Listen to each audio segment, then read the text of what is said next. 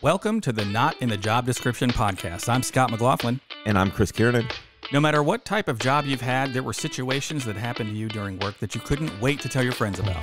We interview a variety of guests about some of their crazy stories from work, from entry-level food service industry jobs to doctors and attorneys. We will explore funny, gross, embarrassing, scary, and sometimes almost unbelievable stories that people have experienced while on the job. Keep in mind that our guests or the companies they work for may be masked in order to protect the innocent, or maybe even the guilty. On today's episode, we talked to John, who is a firearms instructor. Welcome, John. Hey, thank you for having me on. How's it going, John? It's a beautifbeauty day here in Arizona. It's kind of wet and rainy, which is not typical for us. Yeah, I feel horrible for you. The 348 days of sun, you're going to miss one of them. Right? I moved all the way out here from Ohio to get away from all this, and now it followed me here. Oh, the horror. You got a cloud in the sky. Well, again, thanks for joining us today. I'm very excited for this interview because I know people who are instructors in firearms and things like that, but I've never really talked to them about what they've done. So again, thanks for taking the time to meet with us. And I guess if we can start off, can you tell me a little bit about your background and kind of what you need to do to become a firearms instructor? Well, a little bit about me, I've been in the firearms industry since 2010, 2012, on and off. Most recently, I'm a marketing manager for one of the largest ammo distributors in the country, as well as a firearms instructor. To be a firearms instructor, it's really not hard to get the certifications, but you have to kind of know what you're doing. And we see this quite often in the industry I work in. Is there's a lot of people who think they're firearms instructors, but because the class is super easy, you can get the certificate online for some of it. But that's reassuring. Yeah. Some of them are really not. And there's a lot of people who saw in the boom of what would be the concealed carry, specifically like Ohio, you're looking at like 2005 on up. And most recently in the last few years, a lot of people are getting their certificates because they think they're instructors and you can get it pretty easy. But a lot of the good instructors, and I would consider myself one of them, and other people I'd go are often going to multiple classes a year, learning new things, keeping up with trends, things like that. So when it comes to, picking somebody to be your firearms instructor or to learn from, make sure they're a reputable person.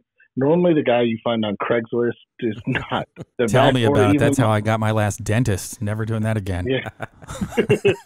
Or even the guy who, hey, you've all seen it, the sign on the side of the road, $45 CCW class. Right. Those are the guys who normally they can be good, but normally are not the best. So I highly recommend when you go take any instruction to do some research and background on your instructor, talk to them and kind of get what they've done. Some of them will be offended by that, but others will gladly just share what they've done and things like that.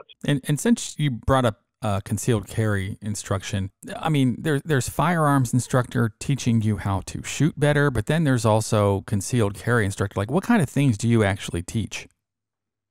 So myself, I teach concealed carry. I teach introduction to pistol. I teach youth riflery. Everybody says this, but it is true. This is, for my industry, this is the cringe moment of everything. Is I'm an NRA certified instructor. I'm a master instructor through CMP. To be an NRA certified instructor, it's an 8-hour class. So that's why it's kind of cringe. Everybody's an NRA instructor. But yeah, those are kind of things I teach. I've done a lot of training in the last couple of years. So I've learned, and I won't teach the class until I'm very proficient or I know or I have an instructor who's done it. But I've done vehicle tactics classes with Fred Masterson of Force Options USA. He comes to Ohio twice or 3 times a year. Great guy. I've done his long range precision class, which was eye opening up in Idaho, which is shooting up to 1,600 yards. Wow. Yeah, there's a lot of instructors that I've sat and talked to. There's a guy out in Colorado called Steve with Alpine Arms. Steve is a great instructor. And that's the thing with there's a lot of instructors out there who will have these advanced level classes and go, okay, you're ready to go. and don't go over the basics again. And these are the guys who I trust because when I go in their class, they start from the basic, and guys who have been doing training for a while go, oh, I don't want to do this again. But there's so many different people in the class. You got to cater around everybody, not just the few that have done a ton. Yeah, you definitely want to coach to the lowest common denominator there, lest somebody starts pointing guns around because they're not sure what to do. Yeah, that's always a fun time.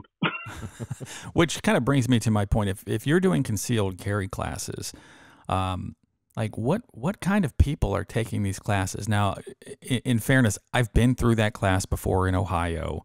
I've got a lot of experience with specifically pistols and things like that, but just curious, what kind of people do you see, or is it just a cross-section of everybody who takes a concealed carry class? It's a cross-section of everybody. I've had people who it's their first time. I have people who have been shooting for years. I had a guy the one time who was 80 years old, and in the beginning of the class, he was like, oh, I didn't know you needed a concealed carry permit. I've been carrying it in my pocket with this gun for 40 years now. And I was like, oh, God, please help me. But yeah, it's really a bunch of different people from different walks of life and different aspects of their journey into the firearms world, where, most of them will take the class because they want a safety class. And either A, they will never get their permit, or B, this is a stepping stone to, something else, or C, which is the most common, they're just doing it because they bought their first gun. They don't know anything, and they'll probably fire that gun once, and then it'll sit in a box in the closet until they need it or until somebody finds it when they pass away. I got to think, as an instructor, you probably prefer that novice over somebody that's maybe handled some guns in their life and they think they know everything, right? You'd probably rather have the person that's never even held a gun before because no bad habits yet, right? Right, and that's the big thing. I really do. There's three kinds of people. There's the new kind of people, there's the tactical Timmies, and then there's the tactical Timmies are the guys who think they know it all. And then there's the women, and the women are the best people to teach because they come in and they want to listen. And it's so funny when I talk to people, they're like, oh, the guys who know everything should know. No, because they think they know everything, and then they'll tell you you're wrong, and then they get in arguments.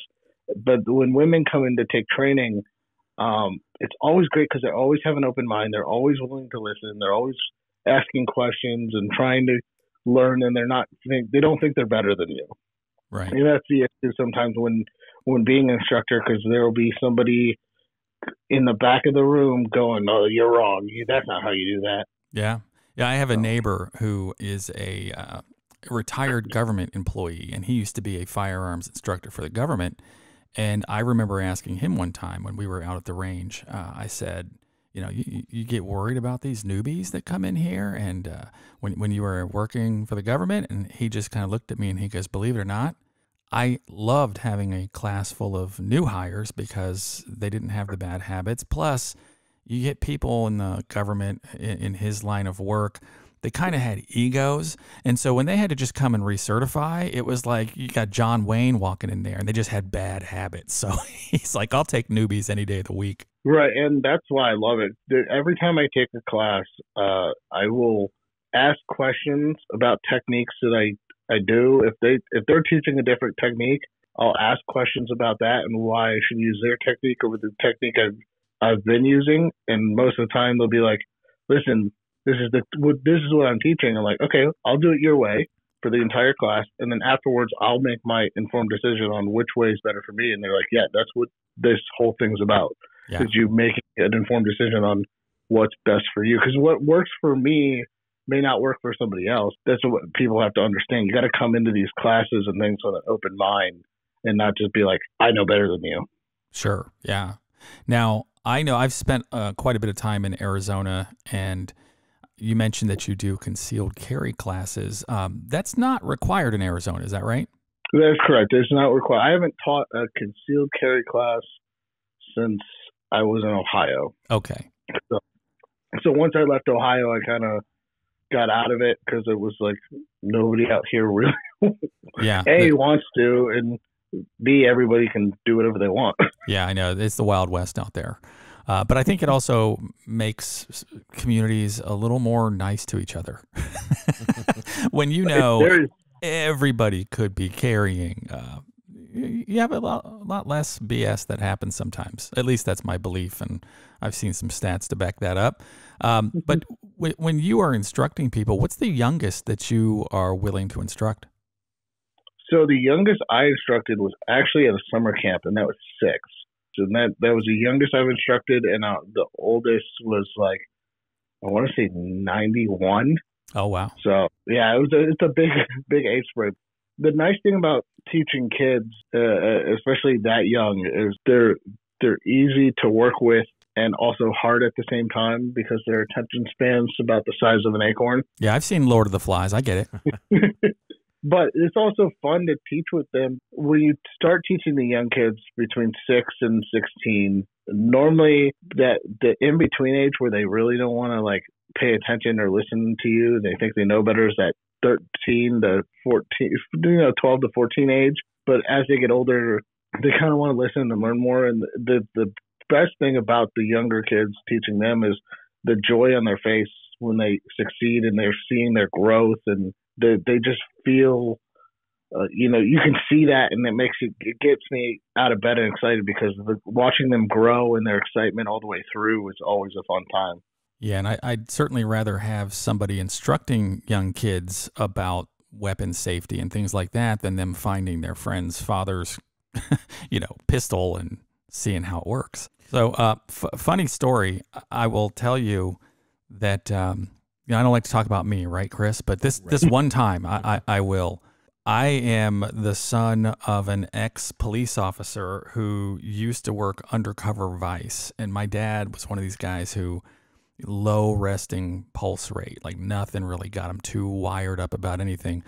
But because of his job, we always had that threat of somebody coming back to get him because he put so many people in jail and prison, and he'd have to testify, so they kind of knew what he looked like. Throw on top of that, he was a guidance counselor at schools, which freaked a lot of people out because I don't know what kind of advice this man was giving, but I would get my money back if I was in Columbus Public Schools.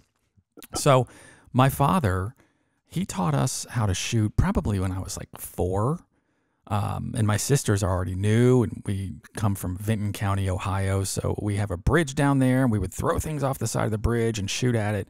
So my dad taught us all kinds of stuff about how to shoot, and his proudest moment when I was a child was in kindergarten when they brought the police officer in, and they said, okay, what do you guys do if someone's trying to break into your house? Well, we had already taken this, and we were like, my whole family, we've done this drill before. So I raised my hand, and the police officer goes, yeah, what do you do? And I said, well, you shoot him through the door, and then you open the door, you bring him in, and then you shoot him 3 more times, and then you can call the police. And everyone just looked at me. They were horrified. The cop was laughing. The teacher was horrified. And she ended up calling my parents later that night. My dad was never so proud. He goes, yeah, but that's one of those things we just keep in the house. So yeah, I was around guns. I had that household where even though I had a lot of friends, nobody was allowed over because we had guns in every room of the house that were loaded. He never have a gun that's not loaded in the house. He's like, that's just stupid. Why, if you're having it for protection, no one's going to wait for you to load it. So I kind of grew up with every gun is live, every gun is lethal. Here's how you handle guns, and you never point them towards another human being unless you're going to shoot them. And it was just an interesting way to grow up. And I had that knowledge pre-kindergarten, which turned some heads with a few teachers, I guess. That's great. So do you do a lot of, I know out in Arizona, I've spent some time in Scottsdale, and there's some shooting ranges out there that have automatic weapons. Do you do a lot of work with any automatic weapons? Yes, I do a lot. So part of my job is being a marketing manager for a large large ammo company, is going out to events. And one of my favorite events to go out to is the Iraq Veteran 8888 shoot down in Georgia. And that is where I got to cross a lot of things off my bucket list, especially so like they had full auto AKs, full auto belt feds, full auto everything. So I'm just sitting there going, okay, well, I want to shoot this, and I want to shoot that, and I want to shoot this. And it's cool because there's a lot of things there that you don't normally get to shoot, or even anybody normally has. So like for those who played Call of Duty and or seen it, the MP7, which is impossible to get as a civilian in the U.S., they had a full auto version sitting there at the range. I got to shoot that. And then even to the point where I've got to shoot, one of the good friends of mine and people I've worked with is Cian Arsenal on YouTube. He's a big historian when it comes to World War I and World War II firearms. And he brought out his full auto BAR. And I was like, can I shoot that? He goes, yeah, go for it. Oh, so wow. I got to shoot a BAR. So it was one of those are being at these events, especially industry events, I've got to shoot, a ton of full auto, talking to people, shooting things that aren't even out on the market yet. It's kind of weird thing being in the firearms industry, especially on the marketing side, where you get to do a lot of fun stuff. So when you're doing your class, what's kind of the structure? Is it like maybe an hour of just introduction to it, then you go out on the range, or is it one day instruction, you come back another day and do some range firing, or kind of what's the setup? So in Ohio, it's an 8-hour class. So normally what we would do is we go through, and it all depends on if they were taking a 1 or 2 day class, because we can break that up in a couple ways. So if it was a 1 day class, the morning is the boring part, is where you kind of go through the instruction, talk through everything, and that's normally about 4 hours. Then we'd break for lunch and then do 2 hours of range time. And then the last bit of the class is going back through everything, because for those of you who've taken at least the Ohio class, it is a open note test at the end. So you go back through everything one more time, just kind of touch on things, and then the rest of it's just taking the test. And then I have the honor of scoring through some of these tests and looking at some people's answers, which makes me question my sanity sometimes. And then that's about it really for that. For my youth instructor class, which I teach to summer camps, 2-day class. And the problem with that class is there's not 2 days worth of material. So the first day is normally just kind of talking through things and going through notes. And about halfway through the first day, I go, let's go out to the range. I teach those instructors how to shoot. And then the second day is going through notes and then going through scenarios that I've run into while working with kids. And that is always a good time. Yeah, I got to think when it's time to actually fire there and you have the kids, you're probably on high alert, right? Because although you've spent some time kind of teaching them the gun safety, now that they're out there and they're excited, I got to think, are you firing live rounds, or are they blanks? Or I would be a little nervous, I think. They're live rounds. So normally when they're younger, we start with pellet guns because it's a little bit safer, it's a little bit slower, and there's no bang and recoil to it. As you get older, then you go into 22 rifles, and that's where things can get a little dicey. The things I've seen and have happened, just at some point they're laughable, but at the same time, at the time they were like, "What are you thinking? Who taught you and who raised you?" Right. So that's really, there's things like that. One of my scariest moments was there was a kid at camp that we were working with, and he was from Saudi Arabia. And he just could not learn how to not swing the rifle and keep it pointed down range. So one time he had swung it and was like talking and swung it loaded towards the instructors and the kids, and I just grabbed it, pushed it forward, and ripped it out of his hands. I'm like, just go away. I don't want to deal with you anymore. Just go down to the office, and you can tell them why you got kicked out today. Oh, wow. So absolutely. I can share a similar story that I had when I was teaching this young little punk how to shoot. And, Luke, well, when he was little, his mom and I decided we're going to take the kids to the range. So we go to this shooting range in New Albany, and it's where I've shot for a long time. And, we're very much into the safety, and we never kept the idea that we had guns in the house from our kids. And so, we always explain everything downrange all the time, never finger on the trigger, blah, blah, blah. So we've pounded this into their head, but this is their first time really doing it. And while I got Luke standing in front of me with a weapon that's laying down, pointed downrange, but loaded, I said, all right, it's time to pick the weapon up. So he picks it up and he holds it. And then he has a question for me. So he pivots and turns his entire body to the left.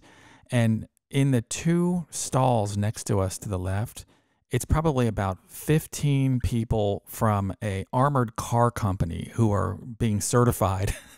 And he just swung that gun probably across 8 of them. And I grabbed his hand and just slowly moved him forward. And I said, never do that again. But yeah, I was so freaked out, like, oh my God, after everything we've done, you did this. And I think it freaked him out a little bit too, because he almost didn't want to shoot the rest of the day. Like, oh God, I can't believe I did that either. But have you had any nightmare stories on the range or in the classroom? Yes, I could. A few. Working with kids on the outdoor range, we've had a couple where, kids would take pop shots at squirrels. And I was like, what are you doing? Don't do that. That's got to be allowed, right? Yeah. If you want to cook it, it's all yours. Normally that would deter them. They're like, no. But I've had kids, flag and rotate guns. I did have one kid, we caught him mid squib load. He almost blew up the gun. Oh, wow. There was one of those times where, because everybody is shooting and there's only a number of instructors when it comes to this. So normally we'd have 2 instructors up there, one watching the line and one instructing the kids on how to do things. And the co-instructor caught it before I could get over there, and he was like jumping over people to grab him, which was great. So there was that. We had a couple other situations. So at the range I worked at in New Albany, Ohio, is probably the same range you're talking about. Yeah. I had a lady come in and she goes, I'd like to get some instruction. I'm like, okay, yeah, I would love to teach you. And we're mid doing this instruction. She goes, I'm scared of a balloon popping. How loud is this? And I'm like, well, pretty darn loud.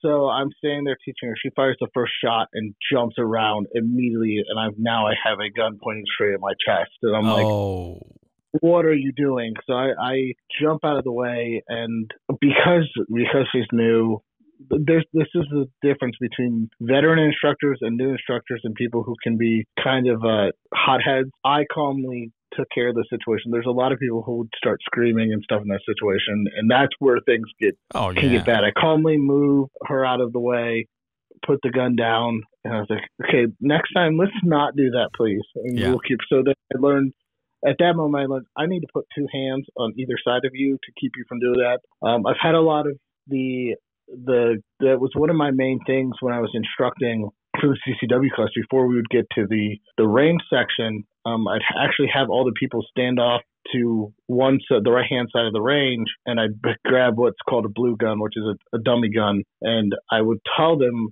hey, if you have an issue, you put the gun down and you turn to talk to me. Don't turn and point it right at me. And we would do this with another instructor. And every once in a while, we have people who wouldn't listen to that, but a lot of people understood. Like once they go, I was like, listen, you got to understand. When you fire, it automatically reloads it on the semi-auto. So when you turn around, you are pointing a live round at the instructor and the people behind you, and that they get that understanding. In the classroom, we didn't have any weird incidents with guns going off, but we did have some fun people.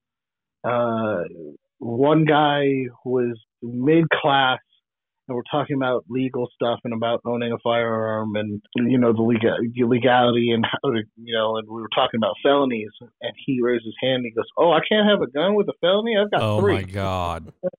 You need to leave. I'm pretty sure that was a question on the application for the class. Yes, it was, and they just that one. The other fun one was when you go for, and this was after Ohio did the medical marijuana, we're going over the laws and like, hey, by the way, and the guy came in the morning, you could smell it. It's that really skunky smell. Yeah. And, normally when that happens, you let him sit through the class and then you kind of go, hey. So we're sitting through the class and middle of the class, he is just sitting there like eyes off in space, probably on another planet at this point. And I go, by the way, for those of you who don't know, even though Ohio has medical marijuana, firearms are federally regulated. So if you have a medical marijuana card, you cannot possess a firearm with that medical marijuana or can carry with any marijuana in the car. And the guy just jumped out of his chair, eyes like, what what'd you say? And it's like, if anybody needs to talk to me, we're going to take a brief break. I'm going to go stand outside and hang out. And the guy came up and was like, oh, I didn't know that. I'm like, you need to probably go home and come back later. Yeah. But that one was great. So I was doing my instructor class and at this camp, and I was telling the other instructors, I'm like, hey, act like campers, so that way the instructors can kind of learn how to rotate and talk and help people out. And one of the guys mid-firing got up and ran down range. I'm like, that is too far. What are you doing? People are shooting and you're running down range. He's like, well, you said act like campers. I'm like, how many campers do you have who run down range mid-firing? He goes, well, you'd be surprised. It's happened twice now. I'm like, oh, God. Oh, my gosh. Oh, wow. You guys have issues. But the other one, this one wasn't actually during instruction, but it was during a photo shoot. So, being in marketing, you're taking photos of people shooting guns is hard because you are very close to the muzzle end of that when you're starting to take photos. And, I haven't had an incident but I've had some close calls where people were like mid photo shoot and then they swing and I'm like, what are you doing? You have a live gun in your hand. You do not do that while I'm downrange. You keep it the direction I'm telling you to point it while I'm taking these photos. And then one of them was a friend of mine told me last night that he had a person while he was downrange doing stuff, fiddling with his gun. But I did take a class. The scariest moment I've ever been in. I was taking a class. It was a advanced tactics for concealed carry class, and this guy who's an industry person, and I won't name who he works for, but we were taking this class, and the guy he was having some draw technique issues. So the instructor's like, yeah, I'll do some one-on-one with you real quick while everybody's grabbing water and something to eat. So we're sitting there grabbing something to eat, and this guy he's watched way too much Call of Duty is racing his gun to the holster. And the instructor's like, don't race your gun to the holster. You need to slow it down. And he keeps doing it. After the third time, he's like, stop racing your gun to the holster. You need to slow down. You really need to slow down because you're not doing it. On the fourth time, he somehow got the plastic of his holster caught into the trigger guard and the gun went off into his leg. Yeah. And that was the scariest moment because he's like, I'm all right. And we're all like, no, you're not. Sit down. Yeah. Yeah. There's some pretty large arteries in that leg. I'd be careful. So he ended up hitting himself in the calf. But yeah, that was the scariest moment. And I felt for the instructor because he was a good friend of mine. And I'm like, are you good? And he goes, I've been doing this for 30 years, and this is the first person to do something that dumb. Oh, yeah. So, yeah, I somehow even recall watching, I don't know what city this was in, but there were two police officers that were talking to students in a classroom, and one of the cops, I have no idea why in a group full of like fourth graders, you'd feel the need to pull out your weapon, but he went and did that and shot himself in the leg in the classroom. I remember seeing that thinking, who thought that was a great idea? Right. Yeah, I've seen that one. I've also seen the guy who shot himself in the leg on video. Oh yeah, YouTube has made a lot of those things popular, right? Just people that think they can handle a weapon and they're flashing it around, and then it goes off accidentally. Yeah, honestly, that should be the first 10 minutes of any concealed carry class. Right. People shooting themselves being stupid.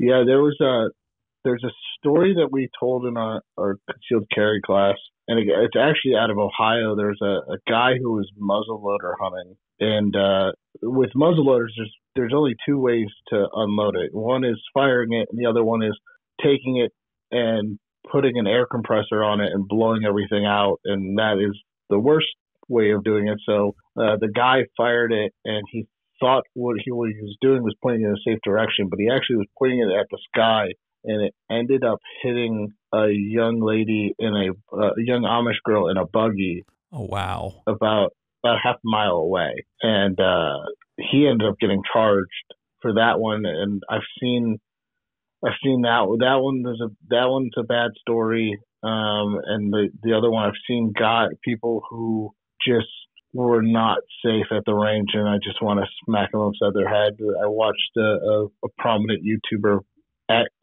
accidentally discharge a 50 BMG, and I'm like, what are you doing?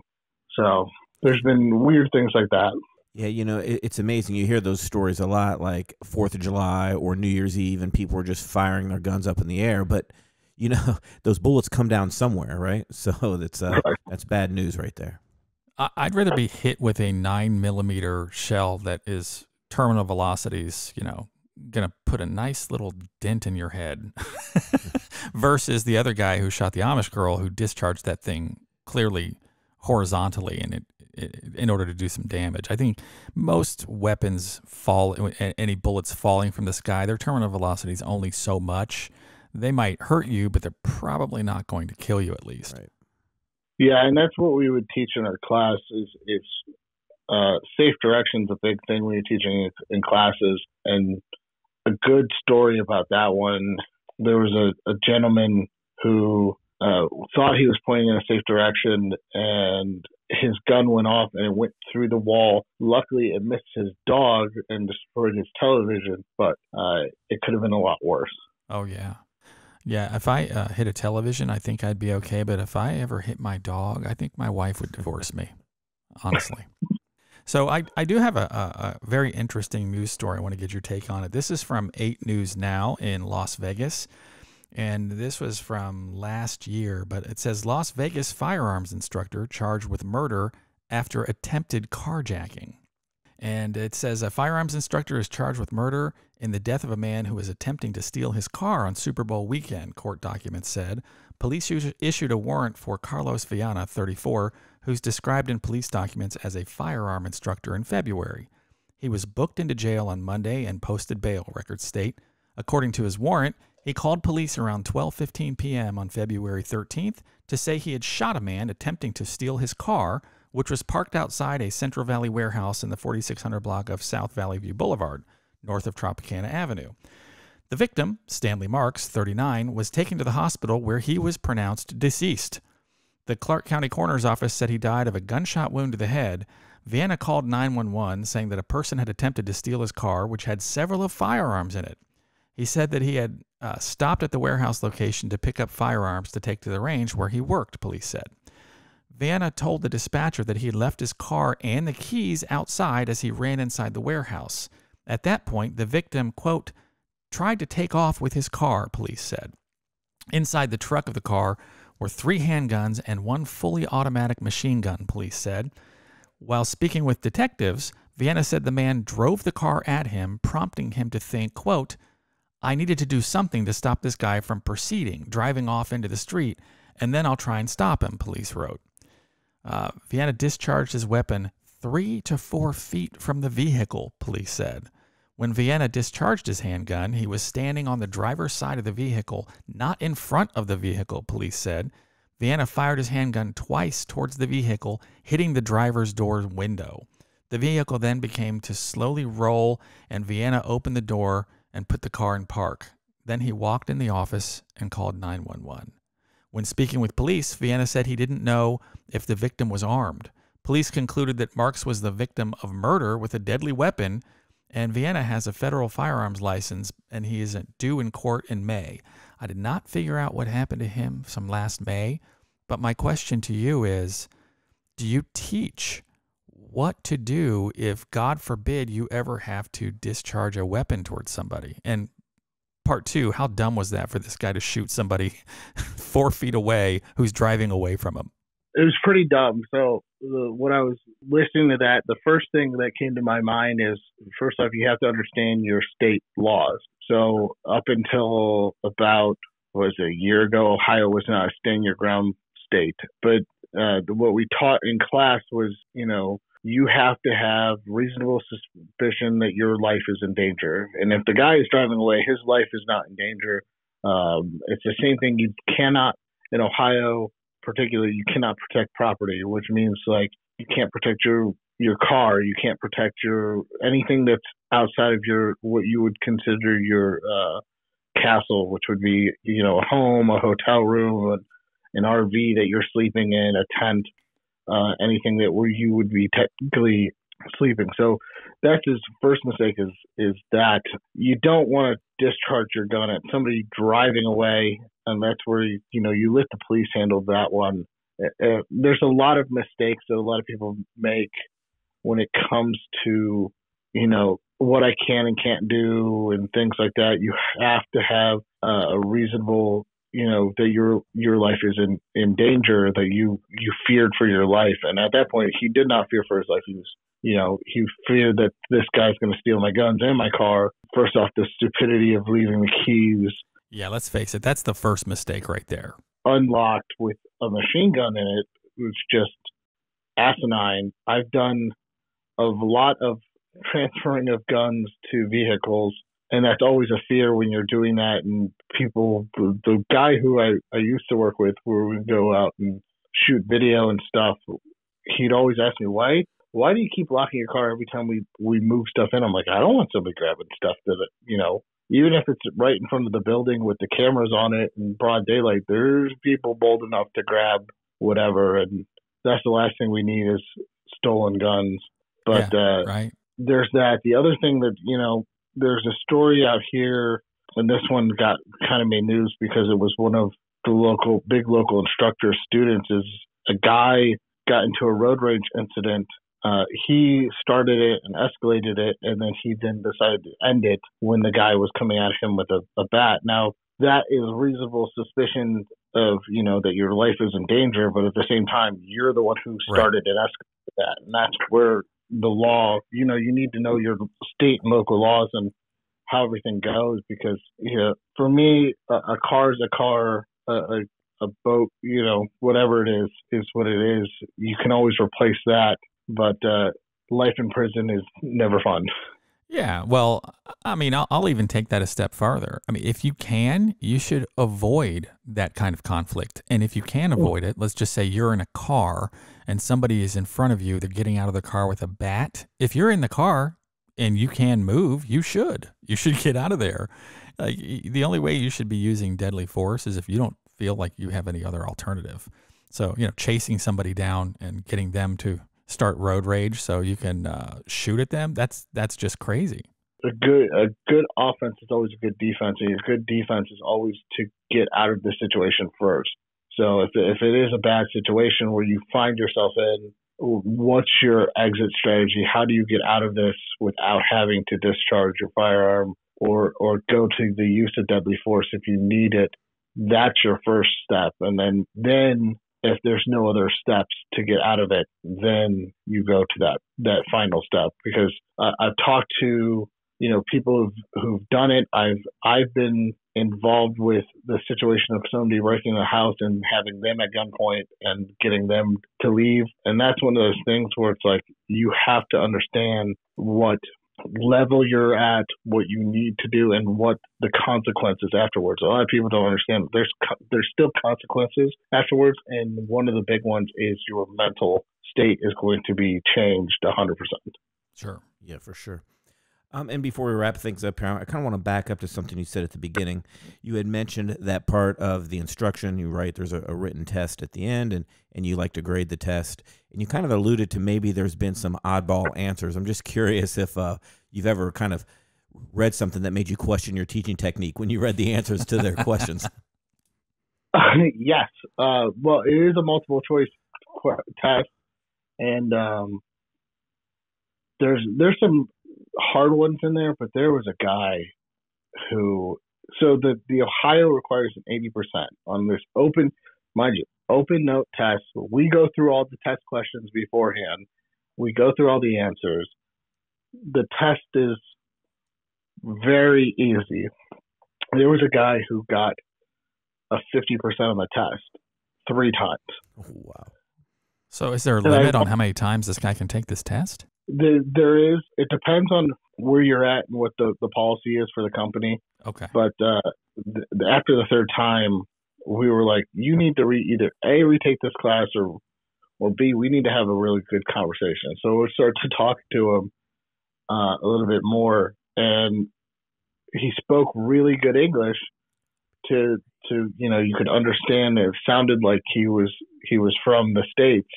The guy was actually from Hungary, and English was his second language, and he learned English from watching Friends.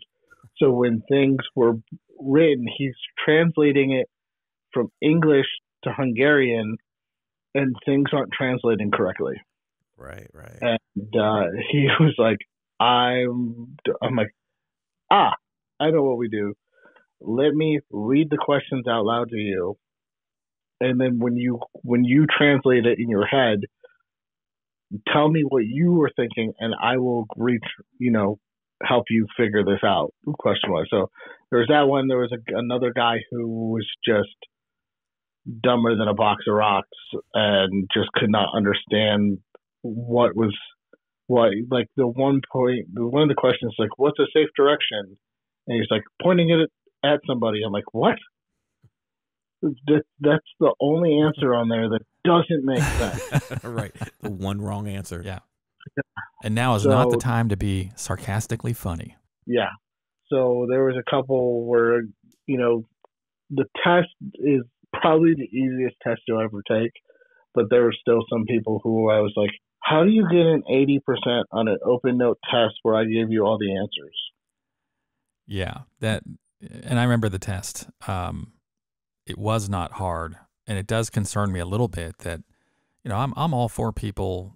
If you want to own a gun and you want to, as long as you're not breaking a law, have at it. But it does scare me a little bit that there's so many people out there that it's a struggle to, get that kind of an answer on the tests where not only have you already been given the answers, you probably went over them 3 different times, and it's open book, and they still struggle. I do kind of question whether that person should be having a lethal weapon roaming around the streets. Yeah, that made me question. I mean, I've gotten a lot of weird questions in classes and things like that, but those are the ones that, the weird questions are the ones you go, what did you just ask? What? No, don't no. That's not a question I'm going to answer. Yeah, right. Well, it's like the weird one I had the other day. One of the customer service reps came up to me and was like, hey, can you help me with something? I'm like, yeah, what's up? There's somebody on the phone. They want to know what the best caliber is to shoot their neighbor's dog. I'm like, gosh. No, hang up the phone now. Yeah. Like, yeah. Get their phone number and their name. I'm calling PD now. We're going to have this conversation with PD. Or the answer to that is Nerf gun. Yeah, right. Good God. Oh, wow.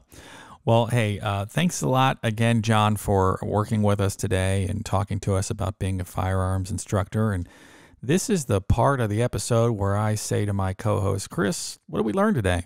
Sure. I've learned during our road rage incident, don't bring a bat to a gunfight. That is a very good point. Thank you for bringing that up.